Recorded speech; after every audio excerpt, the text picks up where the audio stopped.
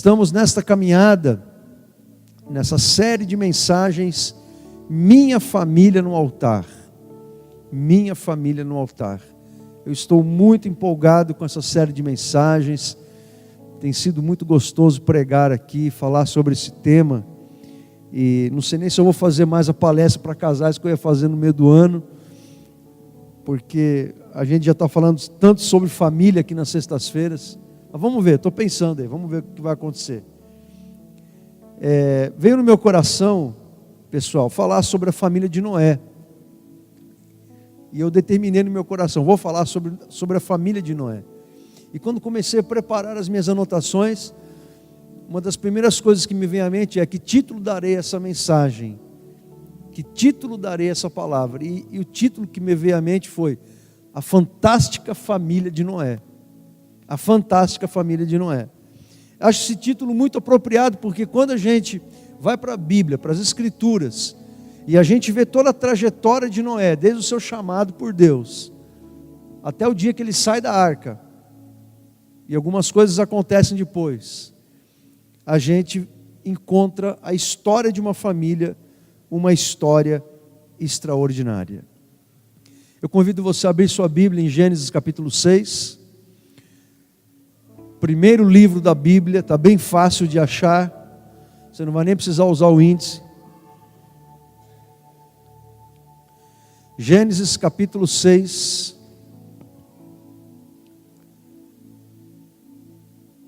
fique com sua Bíblia aberta aí nesse texto, tá bom? Agora olha para mim aqui, ó. Olha para mim. Vamos nos lembrar que nos dias de Noé, a Bíblia diz aí em Gênesis capítulo 6, que a humanidade havia se corrompido de uma maneira terrível. De tal maneira, a corrupção, a maldade, a malignidade, o pecado havia se alastrado na raça humana, que Deus determinou no coração dele, algo muito triste para nós: destruir toda a raça humana, destruir os animais da terra, por causa da maldade do coração do homem. Deus então decidiu acabar com toda a raça humana por meio do dilúvio. Mas olha que a Bíblia diz no versículo 8 desse capítulo 6 que você está aberto aí. A Bíblia diz que Noé achou graça diante do Senhor. Essa expressão, achou graça diante do Senhor, ela é um pouco difícil de entender, principalmente para os novos convertidos. Então eu vou lançar mão também da linguagem de hoje, em que está assim traduzida essa expressão: Noé achou graça diante do Senhor, dessa maneira: mas o Senhor Deus aprovava o que Noé fazia. O Senhor Deus aprovava o que Noé fazia. Então, a partir daí, entra em cena a história de Noé e a história da família de Noé. Então, para falar dessa história, a história da família de Noé, eu dividirei essa história em 6 atos. Que nem quando você vai lá num teatro, tem lá o ato 1, atos 2, atos 3, não é assim? Então vai ser algo parecido, tá bom? Então vamos lá, o primeiro ato eu vou chamar de integridade e comunhão. Integridade e comunhão. Acompanhe comigo aí os versículos 9 e 10, olha o que a Bíblia diz. Eis a história de Noé. Noé era um homem justo e íntegro entre os seus contemporâneos. Noé andava com Deus. Ele gerou 3 filhos, Sem, Cã e Jafé. Na linguagem de hoje, esses mesmos versículos estão assim traduzidos. Essa é a história de Noé. Ele foi pai de 3 filhos, Sem, Cã e Jafé. Noé era um homem direito e sempre obedecia a Deus. Entre os homens do seu tempo, Noé vivia em comunhão com Deus. Agora vamos juntar essas 2 traduções e vamos ver as qualidades que Noé tinha: justiça, integridade, integridade diante de Deus e diante dos homens, obediência, comunhão, intimidade com Deus. Noé andava com Deus. Noé tinha relacionamento com Deus. Nós temos que levar em consideração que Noé, ele era uma luz no meio das trevas. Temos que levar em consideração que Noé, ele vivia uma vida de justiça, de integridade, de obediência, de comunhão, de intimidade com Deus, no meio de uma geração corrupta e pecadora. Mas Noé, ele não se deixou influenciar pelo estilo de vida daquela sociedade. Ele não se deixou influenciar pelo modo de vida daquelas pessoas, dos seus dias. Noé não se deixou influenciar pelos valores distorcidos, invertidos daquela sociedade. Agora pare para pensar um pouquinho no mundo que vivemos. O mundo que vivemos, irmãos, ele não é nada diferente dos dias de Noé. Aliás, nós vemos o mundo do ponto de vista espiritual, moral, piorar cada vez mais. Ou você acha que o mundo está melhorando? Não, o mundo está piorando. Espiritualmente, moralmente, eticamente, o mundo está piorando. O mundo não está melhorando. Isso é um fato, é uma constatação. Aliás, isso é bíblico. Jesus disse que quando Ele vier na sua segunda vinda, não se achará nem fé e nem amor no mundo. Então veja que coisa terrível que nós vivenciamos. Então, assim como Noé, nós também vivemos numa sociedade, num mundo mergulhado no pecado, num mundo mergulhado na corrupção, num mundo mergulhado na inversão de valores. O que era bom antigamente agora é ruim, o que era ruim agora é bom. Ou pode ser bom e pode ser ruim, tanto faz, porque vivemos num mundo que preza pela imoralidade, pela falta do compromisso. Vivemos num mundo que dá as costas para Deus. Então nós temos que nos perguntar: será que nós estamos vivendo de acordo com os princípios de Deus? Será que estamos vivendo de acordo com os valores de Deus? Nós acabamos de cantar aqui: Senhor, eu quero um coração igual ao teu. Se você quer um coração igual ao de Jesus, se você quer ter um coração igual ao coração de Deus, deixa eu dizer uma coisa para você: a sua vida vai ter que ser uma vida muito diferente daquela das pessoas que não creem em Deus. Porque o coração de Deus está na contramão do coração do mundo. Quando eu falo mundo, estou falando desse sistema governado por Satanás, esse sistema diabólico que está em todas as instituições, em todos os segmentos, em todas as classes sociais. O mundo que despreza Deus, despreza as Escrituras, despreza a Bíblia, despreza o Senhor. Então você vive de acordo com este mundo, ou você vive de acordo com a vontade de Deus? Assim como Noé, quando Deus vê você, Ele aprova o que você faz, Ele aprova você. Se a sua história estivesse sendo escrita nos dias de hoje, no lugar da história de Noé, será que estaria escrito na Bíblia? Mas Deus achou graça de você. Deus aprovava o que você fazia. Será que é essa história que nós iríamos ler a seu respeito? Será que é essa história que iam ler a meu respeito, a nosso respeito? Noé não somente, meus irmãos, ele se deixou influenciar pelo mundo em que vivia. Ele não somente não foi influenciado, ele não somente não foi contaminado pelo mundo que ele vivia, mas ao contrário, muito ao contrário disso, Noé, ele influenciou a sua família. Noé influenciou a sua casa. Noé influenciou positivamente a sua esposa, os seus filhos, as suas noras. Como que nós sabemos disso? A Bíblia não entra em detalhes, mas nós podemos inferir sobre isso. Podemos inferir porque quando Deus salvou a Noé, Ele não salvou somente a Noé, mas Ele salvou também toda a sua família. Deus não salvaria alguém que estivesse vivendo em pecado, vivendo fora dos padrões de Deus. Então Deus salva toda a família, e por inferência podemos deduzir que o Noé era um influenciador da sua família. Você se considera um homem de Deus? Você se considera uma mulher de Deus? Você se considera um jovem de Deus, uma jovem de Deus, um varão de Deus, uma varoa de Deus? Você se considera uma pessoa de Deus? Então, se você se considera uma pessoa de Deus, o quanto que você tem com a sua vida influenciado positivamente a sua família?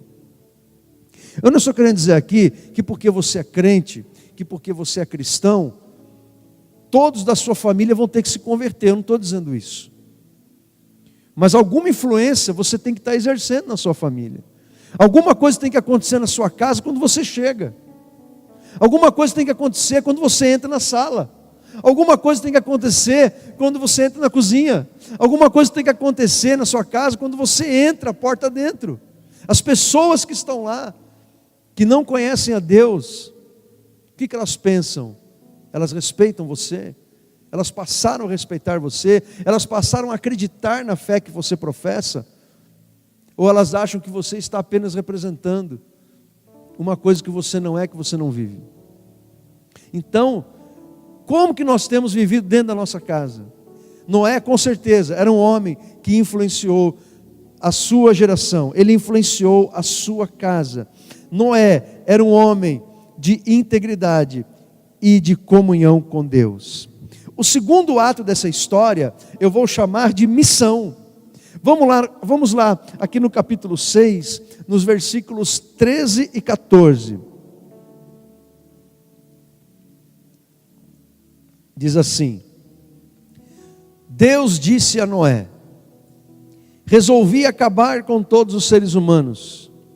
Eu os destruirei completamente e destruirei também a terra, pois está cheia de violência. Pegue madeira boa e construa para você uma arca ou uma grande barca. Até aqui. Então veja, pessoal, que Deus, Ele deu uma missão para Noé.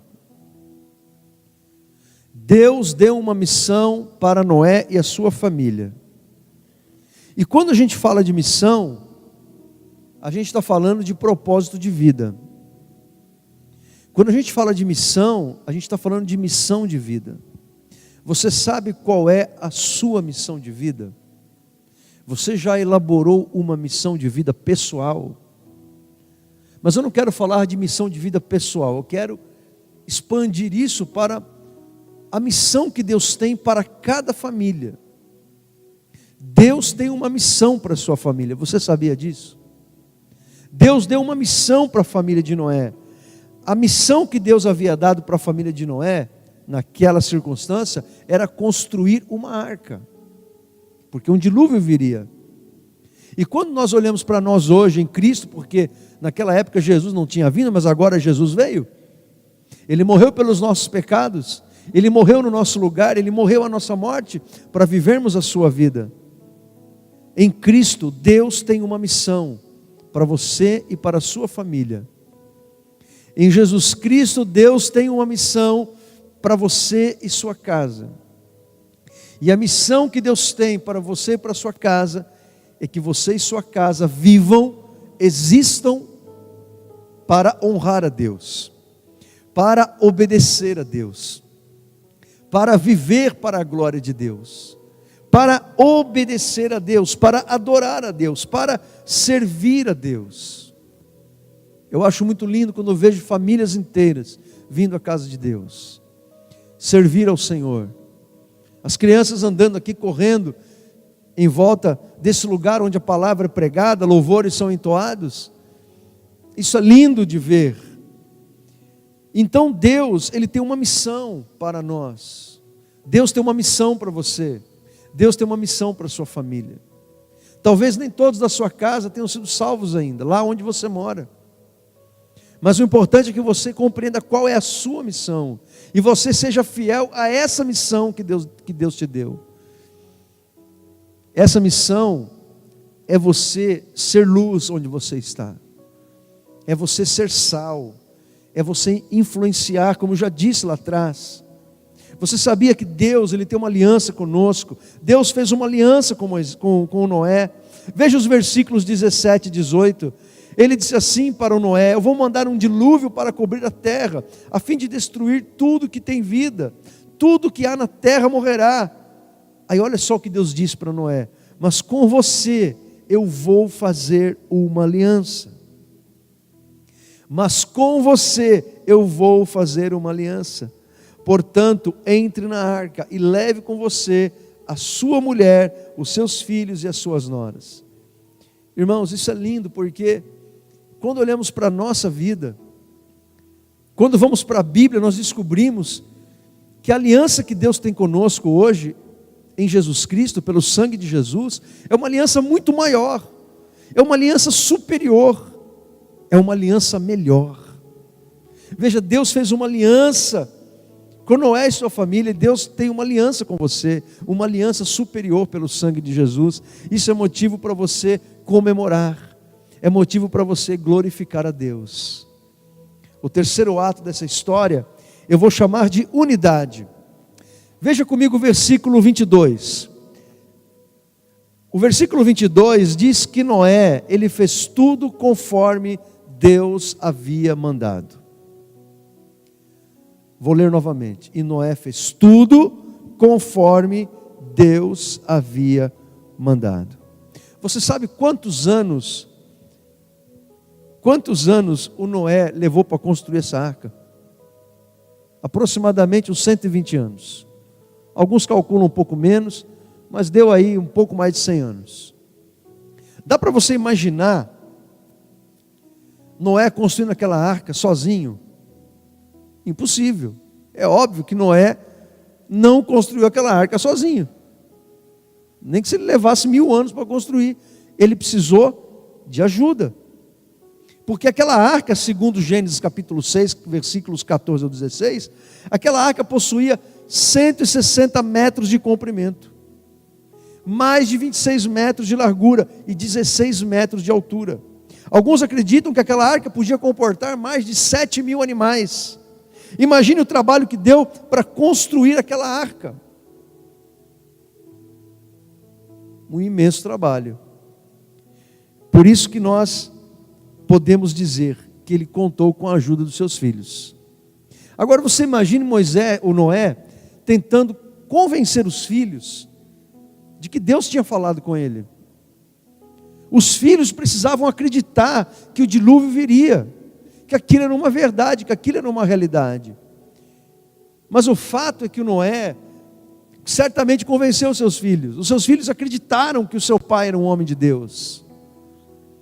Os seus filhos acreditam que você é um homem de Deus.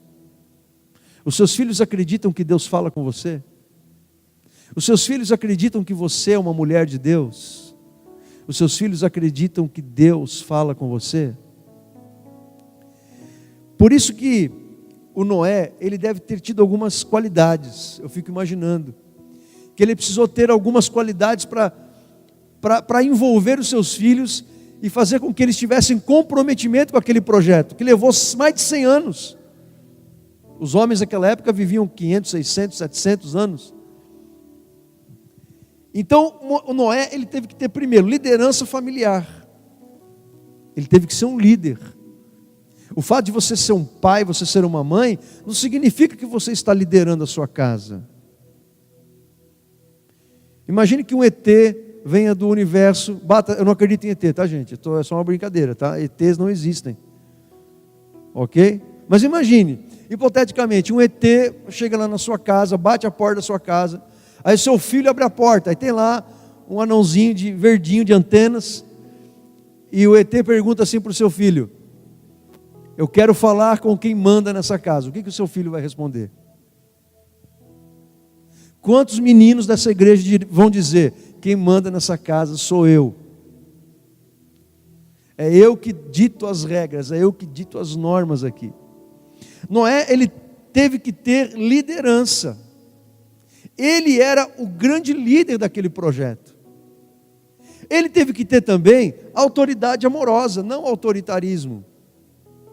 Porque uma coisa é você exercer autoridade com amor, com justiça, com equidade. Outra coisa é você usar da autoridade que Deus te deu, como pai, como marido, como mãe, e você usar isso com autoritarismo. E aí você está errando. Porque a Bíblia diz, marido, que você deve amar a sua igreja, cuidar dela como líder espiritual da família, como Cristo amou a igreja, dando a vida por ela. Então veja que Jesus, ele é autoridade sobre a igreja.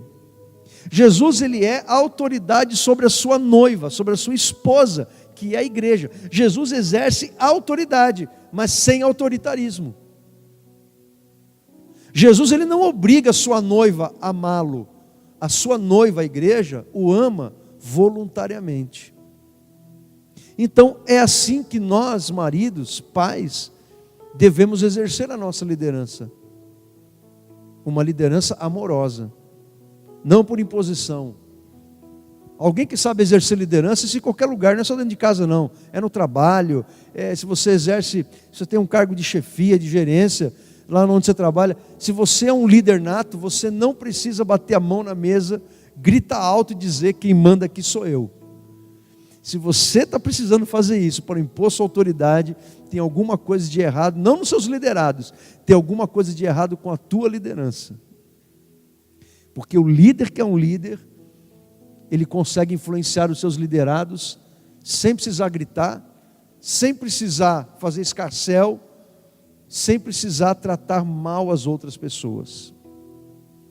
Ele teve que ter uma influência positiva.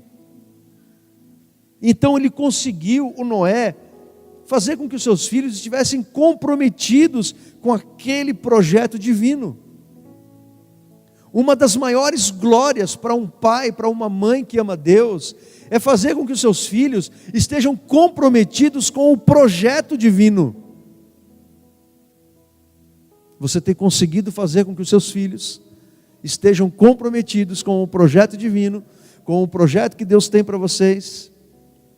Então todas essas qualidades que eu imagino que o Noé teve, liderança familiar, autoridade amorosa, influência positiva, que ajudaram o Noé a construir o quê?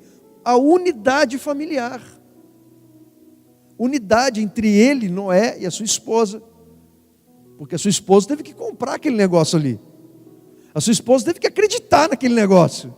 Você imagina Noé indo lá construir a arca e a esposa dele falando que nem a esposa de Jó: amaldiçoa o teu Deus e morre, porque você está parecendo um maluco, Noé. Você está há 80 anos construindo essa arca.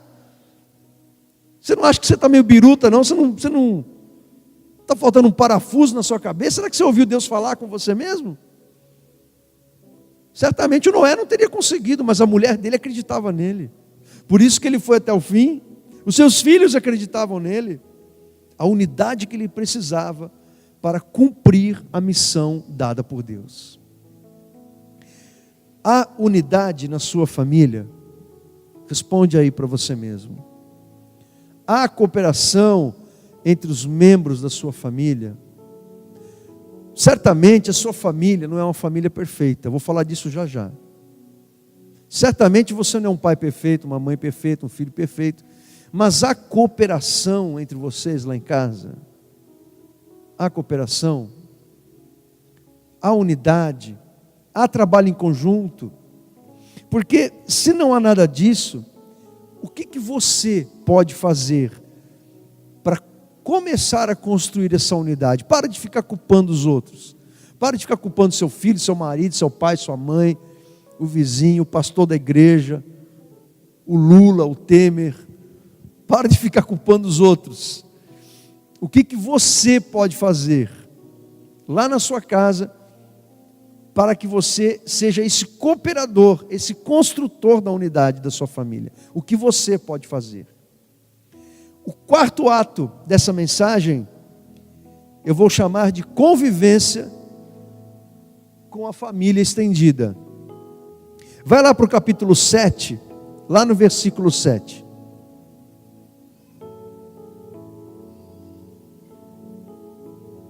Gênesis capítulo 7, versículo 7.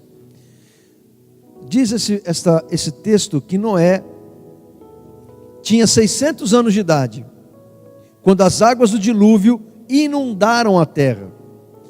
Por causa das águas do dilúvio, entrou Noé na arca, ele com seus filhos, sua mulher e as mulheres dos seus filhos. Então olha o que a Bíblia está dizendo. Que entrou na arca o Noé, a sua mulher, os seus filhos e as mulheres dos seus filhos. Agora, para pensar comigo aí. Entraram naquela arca quantas pessoas? Faça as contas aí. Quantas pessoas? 8 pessoas. 4 casais. 8 pessoas, 4 casais. Todos de uma mesma família. Certo? Agora, olha que coisa interessante. Você faz parte de uma família, não faz? Nessa família, você representa vários papéis sociais, certo? Quando você casou, antes de você casar, você era o quê? Filho, certo? Talvez irmão. E aí quando você casou, você virou marido ou esposa. E aí quando você teve filho, você virou pai ou mãe, certo? Aí seu filho casou, aí você virou um sogro ou uma sogra. Aí seu filho teve filho, aí você virou vô ou avó. Olha só como que os nossos papéis sociais, a nossa representação social numa família, ela vai mudando, ela vai aumentando à medida que os anos vão se passando, certo? Então aquelas 8 pessoas significam o seguinte, que entrou naquela arca um pai e uma mãe, certo? Entrou também naquela arca 3 filhos. E entrou naquela arca 4 maridos e 4 esposas.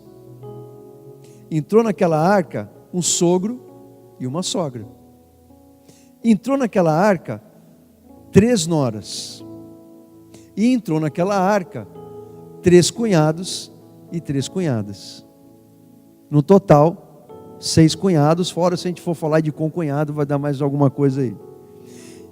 Agora reserve isso aí. Agora acompanhe comigo os eventos do dilúvio. Como que aconteceu o dilúvio? Possivelmente ocorreu a implosão de imensos reservatórios de águas subterrâneas.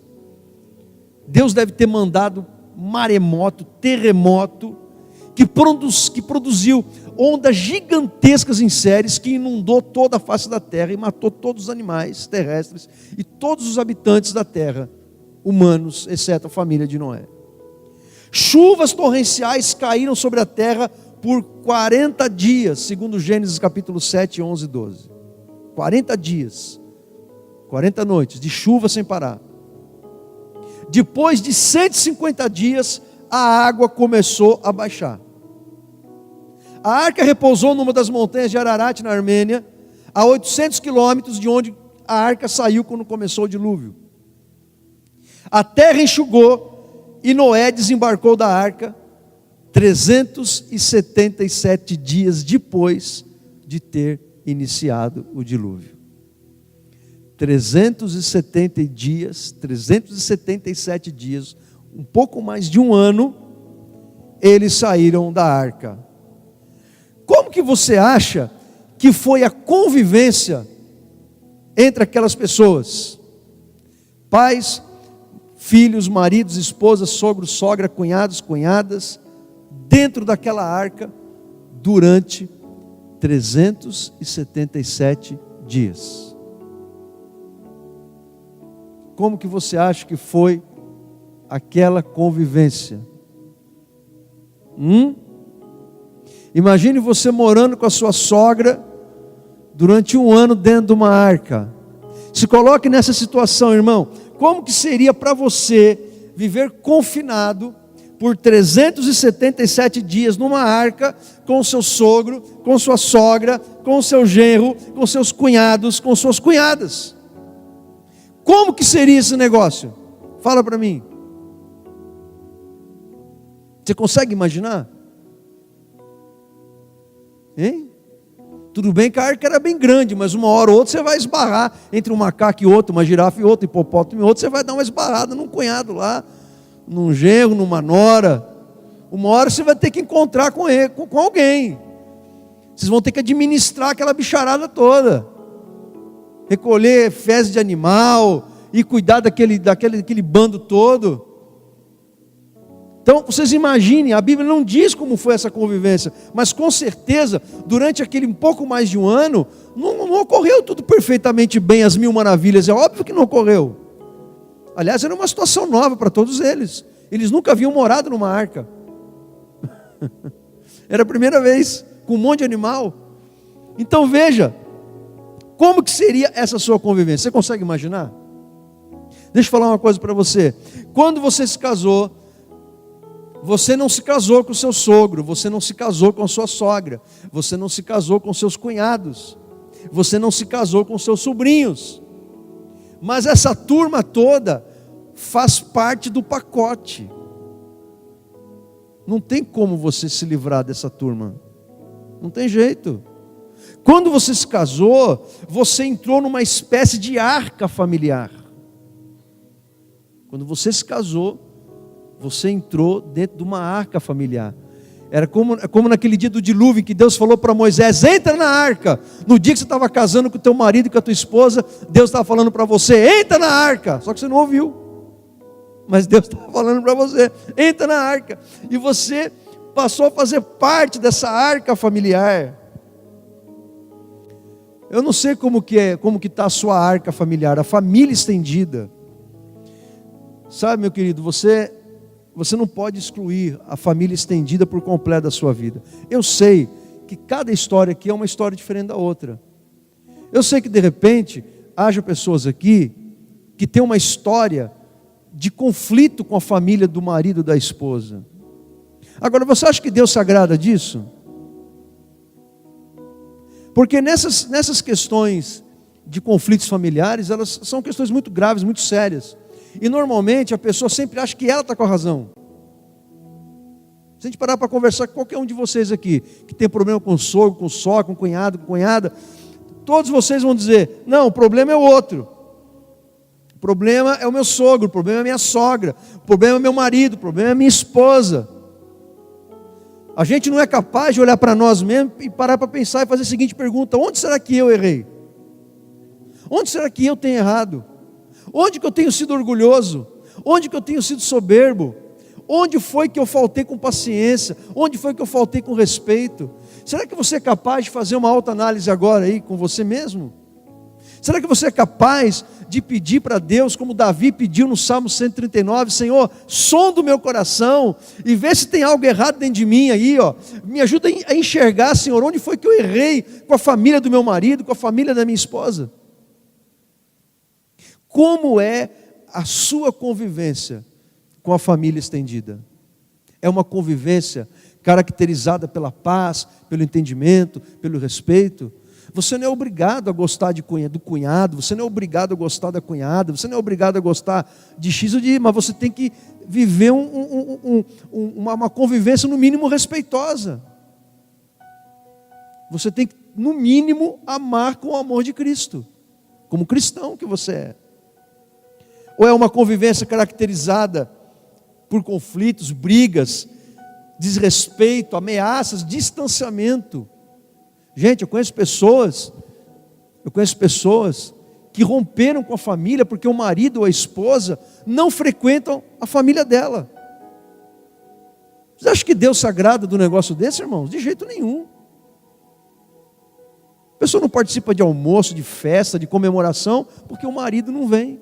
Ou se a pessoa vem, ela vem sozinha, o outro não vem, porque aconteceu alguma coisa lá que ele não quer encontrar alguém. Quando isso acontece com alguém que não conhece a Deus, isso é muito triste. Agora, quando se trata de um cristão, isso é inadmissível, gente. Isso é inadmissível. Porque onde fica o nosso testemunho? Se você pudesse voltar no tempo, se você tem esse tipo de problema, o que você faria de diferente? O que você faria de diferente? Veja, você foi colocado numa arca familiar, né? Uma hora ou outra você tromba com aquele parente lá que você não quer ver. Uma hora você tromba, o que você faz? Você vai se esconder atrás do elefante? Você vai se esconder atrás do hipopótamo, atrás da girafa? Às vezes não dá para você se esconder. E Deus faz de propósito, para amassar você mesmo, para que você comece a pensar diferente. Como é o seu relacionamento com a família estendida? Talvez você ache que está tudo bem com o teu marido e com a tua esposa, mas o quanto que ele ou ela está machucada, porque você despreza a família dela ou a família dele. Você não casou para isso. Ou você acha que você casou para isso? Para separar o teu marido, a tua esposa da família dele ou da família dela.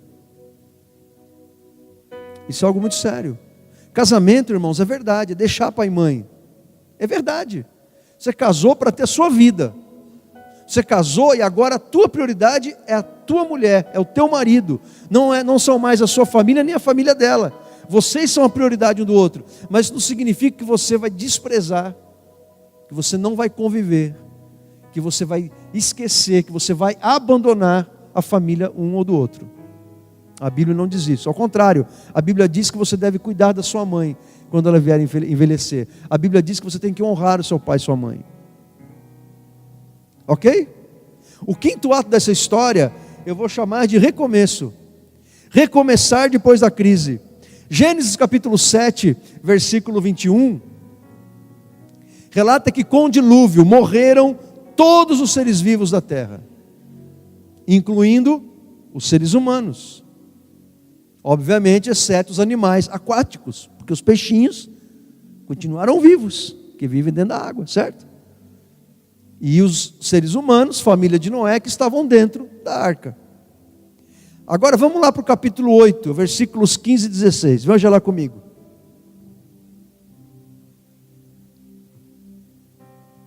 Gênesis capítulo 8, versículos 15 e 16 diz assim: E aos 27 dias do segundo mês, a terra estava seca. Então disse Deus a Noé: Sai da arca, e contigo tua mulher e teus filhos, e as mulheres dos teus filhos. Olha aqui para mim agora. Vamos parar para pensar o seguinte, gente. Vamos parar para pensar o seguinte. Era uma situação pós-crise. Toda a humanidade havia sido extirpada da terra. Milhares de animais morreram. Mais de um ano de convivência familiar dentro de uma arca, confinados dentro de uma arca. Vocês imaginam a estrutura emocional, psicológica daquelas pessoas ao saírem da arca? Você acha que estava tudo bem? Há um clima, quando a gente vê na Bíblia, de alegria, de regozijo. A gente vai ver lá o Noé levantando um altar, fazendo um culto a Deus. Era também um momento de alegria, mas era um momento pós-crise. Como que estava o coração daquela família, daquelas pessoas? E a família de Noé precisava enfrentar aquela situação. Mas o que é uma crise, afinal de contas? Uma crise é um momento de decisão que não pode ser evitado. Uma crise é um momento de decisão que não pode ser evitado. Todos nós, em algum momento da nossa vida, enfrentaremos pelo menos uma crise. Todos nós enfrentamos crises, maiores ou menores, curtas ou longas. Todos nós enfrentamos crises. As situações de crise, elas podem ser esperadas ou inesperadas. Uma crise, ela pode ser real ou ser imaginária. A pessoa pensa que tem um problema, mas ela não tem. Que não é o caso de ninguém que está aqui hoje nessa noite. Ninguém aqui fica só pensando pior, graças a Deus, não é mesmo? Então uma crise, ela pode ser real, mas ela pode ser imaginária.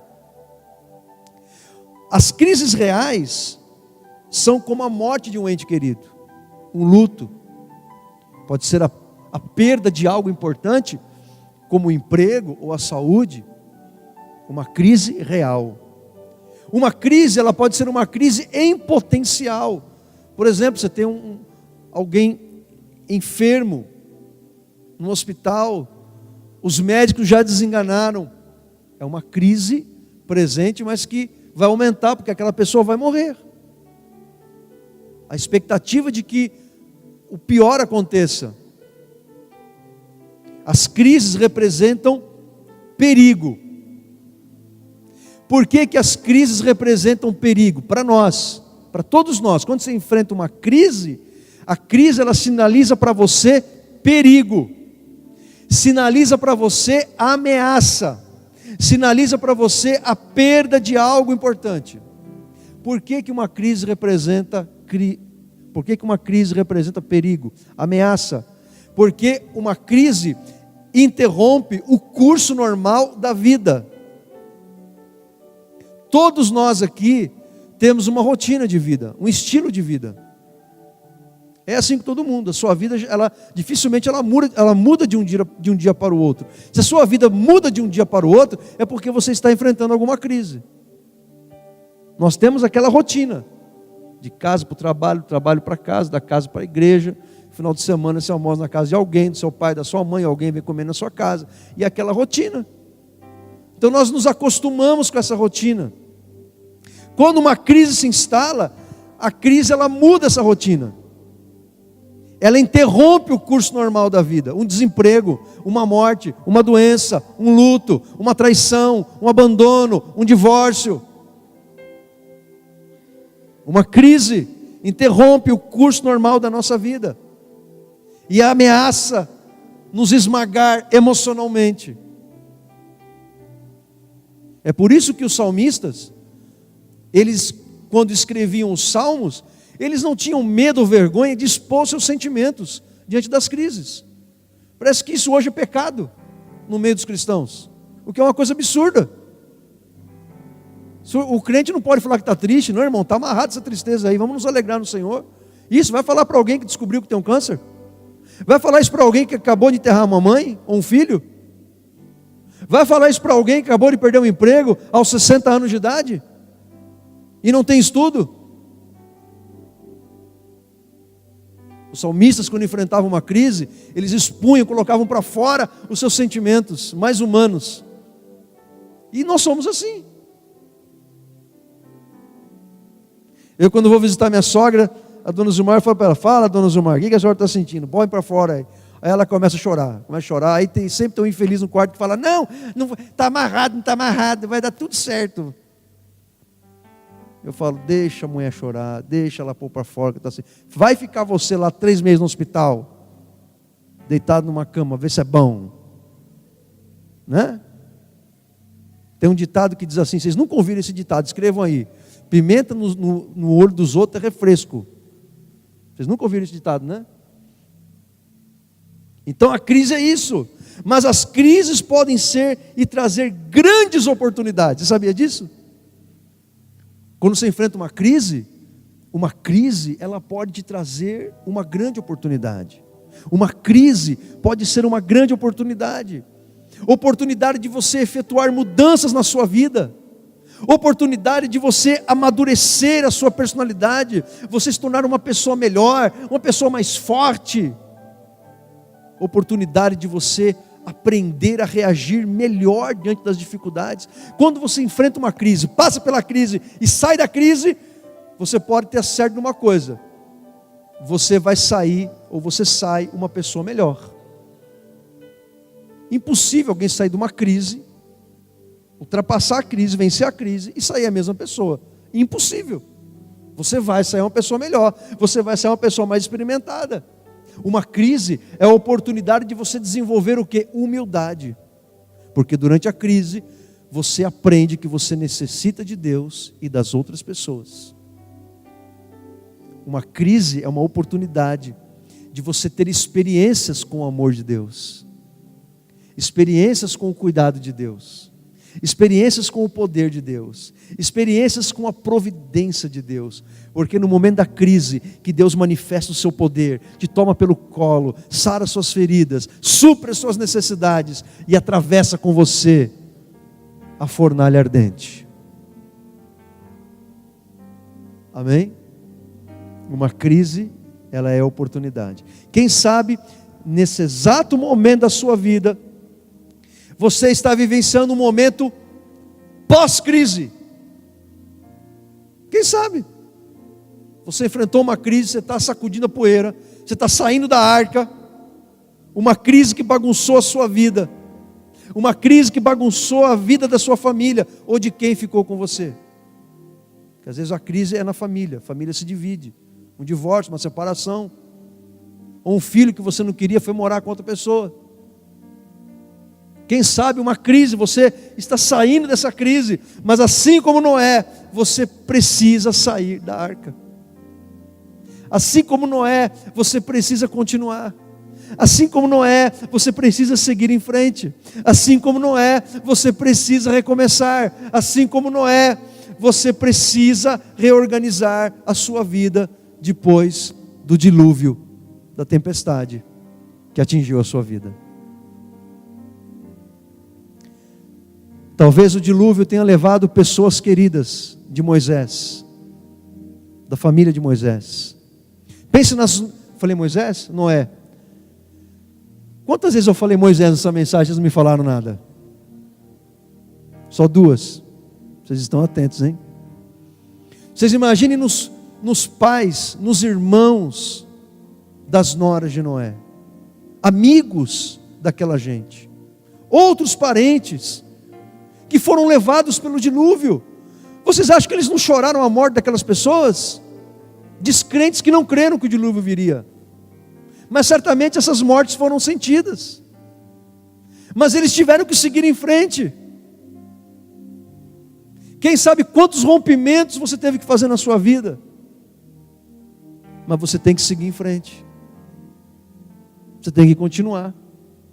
E sabe o que vai acontecer? Deus não vai deixar você sozinho. Deus, Ele vai caminhar com você. Ele vai seguir com você. Foi o que Ele fez aqui e prometeu para o Noé no capítulo 9. Quando Noé saiu da arca, Deus disse para ele, primeiro abençoou Noé. Deus abençoou Noé e disse o seguinte, abençoou Noé e os seus filhos, a família de Noé, e disse o seguinte para Noé: tenham muitos filhos e que os seus descendentes se espalhem por toda a terra. Todos os animais selvagens, todas as aves, todos os animais se arrastam pelo chão, e todos os peixes terão medo e pavor de vocês. Todos eles serão dominados por vocês. Vocês podem comer os animais e também as verduras, e eu dou para vocês como alimento. Deus estava dizendo para Noé e sua família: vocês vão recomeçar com a minha bênção, com a minha provisão, com a minha aprovação. Eu amo vocês, eu estou com vocês. Vão em frente, sigam em frente. É o que Deus fala para você nessa noite, para você e para a sua família. O sexto e último ato eu vou chamar de imperfeição e honra. Primeiro, de imperfeição, porque não existe família perfeita. A sua família não é uma família perfeita. A família de Noé não era uma família perfeita. Noé era um homem que andava com Deus, mas ele não era perfeito. Gênesis capítulo 9, versículo 20 em diante, relata o dia em que Noé ficou embriagado de tanto beber vinho. E como se não bastasse ficar bêbado, Noé tirou a sua roupa e entrou nu dentro da sua tenda. Uma vergonha para Noé, porque o seu filho Cã entrou na tenda e viu seu pai nu. Naquela época, um filho ver um pai ou uma mãe nu era motivo de desonra, era motivo de grande vergonha. Mas eu chamo esse ato também de honra, porque não importa o quão desonroso o seu pai ou a sua mãe sejam, ou o quanto seus pais erram, ou o quanto seus pais erraram com você. A Bíblia diz em Efésios 6, versículos 1 ao 3, Paulo diz que honrar pai e mãe é o primeiro mandamento com promessa. Na verdade, Paulo, ele lembra o que diz o Antigo Testamento. Honrar pai e mãe é o primeiro mandamento com promessa. E a promessa é longa vida sobre a terra. O Cã, ele viu seu pai embriagado e nu dentro da tenda. E o que ele fez? Ele foi espalhar aquela notícia do seu pai nu e embriagado para quase todas as pessoas do mundo inteiro. É verdade, porque tinham só 8 pessoas no mundo inteiro. Então, quando ele falou para 2 pessoas, ele falou que ele contou aquela notícia quase que para o mundo inteiro. E nem precisou de internet, Instagram, Facebook, satélite, nada disso. Quase que o mundo inteiro ficou sabendo daquela notícia. Noé, o santo homem de Deus, o homem que andava com Deus, que agradava a Deus, nu e bêbado dentro da tenda. O Cã, ao ver aquela cena, ele devia ter guardado aquilo no coração, ter guardado para ele, ter levado aquilo em oração, ter coberto o corpo do pai, mas ele desonrou seu pai quando saiu contando para todo mundo o que ele havia visto. Por isso, o Cã foi amaldiçoado, porque ele desonrou seu pai. Mas os Sem e Jafé trataram o seu pai, mesmo bêbado, mesmo indecentemente como Noé estava, eles trataram o seu pai Noé com honra e respeito. Veja o que diz o capítulo 9, versículo 23. Eu quero que você acompanhe comigo. Eu já estou acabando. Então diz assim o versículo 23 do capítulo 9. Então Sem e Jafé pegaram uma capa, puseram sobre os seus próprios ombros, foram andando de costas e com a capa cobriram o seu pai que estava nu. Eles não quiseram ver o pai nu. E a fim de não verem o pai nu, eles fizeram isso olhando para o lado. Irmãos, que linda a atitude de Sem e Jafé. Olha aqui para mim, pode ser que você não concorde, e você não tem que concordar mesmo, com os erros e pecados que seus pais cometeram, ou cometem, quem sabe até hoje. Você não tem que concordar mesmo. Você não tem que concordar e nem seguir o exemplo das burradas, dos pecados que o seu pai ou sua mãe, ou os dois juntos fazem. Mas não espalhe os pecados do seu pai. Não espalhe os pecados da sua mãe. Não espalhe. Não torne público os pecados do seu pai e da sua mãe, porque isso desagrada o coração de Deus. Talvez você possa falar isso para alguém da sua extrema confiança, um amigo, um irmão, que você vai pedir ajuda, oração, mas não fique expondo a vida do seu pai e da sua mãe. Não exponha os pecados daqueles que te geraram. Honre seu pai e sua mãe. Honrar pai e mãe é o primeiro mandamento com promessa. Amém? Na sua família, há integridade e comunhão? Na sua família, há um sentido de missão? Na sua família, há unidade? Há trabalho em conjunto? Lá na sua família, há boa convivência com a família estendida? É uma alegria quando estão reunidos o sogro, a sogra, os cunhados, a sobrinhada, o genro, a nora, e todo mundo em volta da mesa falando ao mesmo tempo, ninguém entende nada. Isso não é lindo, irmãos? Não é maravilhoso isso? Há recomeço depois da crise? Você já conseguiu recomeçar depois da crise que você viveu? Ou você está se rastejando dentro da arca ainda? Com medo de abrir a porta da arca, sair da arca e viver a vida que Deus tem para te dar fora da arca. A honra lá na sua família, a quem se deve honra? Você está honrando seu pai, a sua mãe? Não importa se você é casado ou solteiro.